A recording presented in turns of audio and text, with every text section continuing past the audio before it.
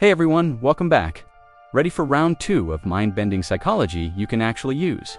Today we're peeling back even more layers of how your brain quietly steers your choices, your relationships, and your entire day. Let's dive right back in.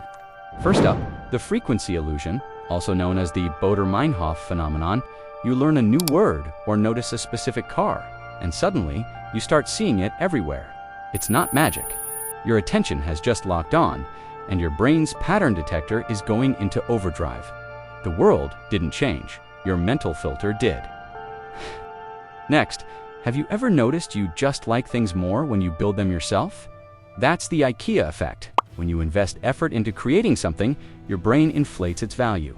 This doesn't just apply to furniture. It also happens with ideas you've assembled yourself. You'll defend them much more passionately. Speaking of value, meet the endowment effect. The moment you own something, you unconsciously feel it's worth more than an identical item you don't own.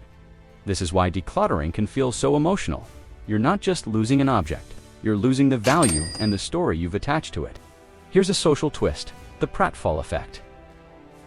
Research shows that people actually like competent folks more when they make a small human mistake, like spilling coffee on themselves or tripping over a word. Why? Because it signals authenticity and makes them more relatable. Flaws can be charming when skill is already established. Ever been stuck in a bad plan just because you'd already come this far?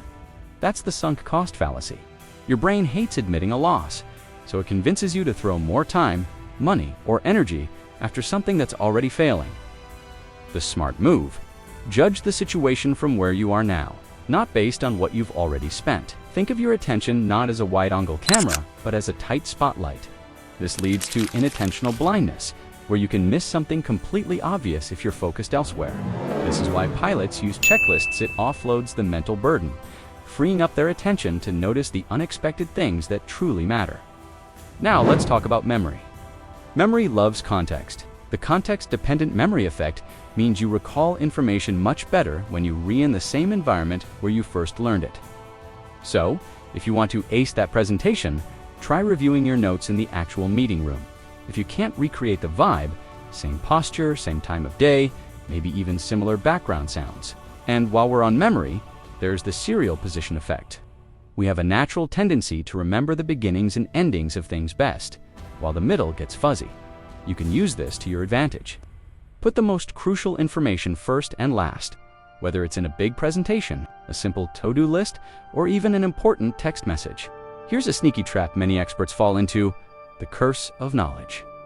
Once you know something, it becomes incredibly difficult to imagine what it's like not to know it. This is why some brilliant people are terrible teachers. Remember, great communicators don't just show off what they know. They translate it so everyone can understand. Want to get people to say yes? Try the foot in the door technique. You start by asking for something small and easy to agree to. After they've said yes once, our natural desire for consistency makes it more likely they'll agree to a larger related request later on. And then there's its cousin, the Dorinthofist technique. You start with a big, almost outrageous request that you fully expect to be refused. Then, you follow up with your smaller, more reasonable request. In comparison, that second request suddenly feels like a fair compromise, making a yes much more likely. Expectation literally shapes performance. This is called the Pygmalion effect. When someone genuinely believes in you and holds high expectations for you, you are more likely to rise to the occasion. Be that person for others, and just as importantly, be that person for yourself. Set clear, visible expectations and watch how outcomes begin to climb. Your brain also has a helpful, self-centered bias called the self-reference effect. You remember information far better when you can connect it to your own life and experiences. So if you're studying a new concept, don't just memorize it, tie it to a personal story or a real-life example. It'll stick so much better. We are creatures of habit, and our brains often default to the familiar. This is the status quo bias. Even when a change is objectively better for us, our brain perceives staying put as the safer option. To overcome this, try framing change as safe by design and lay out clear, simple first steps. This helps your brain ease up on the brakes. And what about happiness? It has a treadmill. It's called hedonic adaptation. That thrill from a new phone, a new job, or even moving to a new city. It's amazing.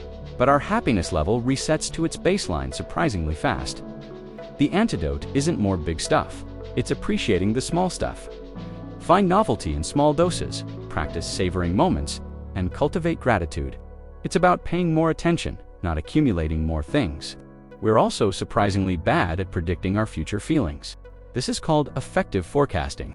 We consistently overestimate how long the highs of good events and the lows of bad events will last. The takeaway: plan for the long term by assuming your emotions will stabilize. Build habits that work on your average days, not just your best or worst ones, working in a group. Watch out for social loafing. It's the tendency for individual effort to drop when responsibility is shared among many. To counter this, add individual ownership. Use public commitments, assign clear roles, and keep teams small. Effort rises when both credit and accountability are clearly visible. Finally, the powerful rule of reciprocity. It's the invisible thread that ties human connection together. When we receive something meaningful from someone, whether it's help, respect, or simple generosity, we feel a deep, innate drive to give something back. So, lead with value in your interactions. The positive loop you start today could very well become the opportunity you need tomorrow. And that's our tour through your minds, hidden levers for today. You can use these insights to make smarter decisions, communicate more clearly, and build stronger, more meaningful relationships. Which one of these psychological effects hit you the hardest? Let me know in the comments below. I'd love to hear your thoughts. And if you enjoyed this, please give this video a like and subscribe for more brain hacks. Thanks for watching, and I'll see you in the next one.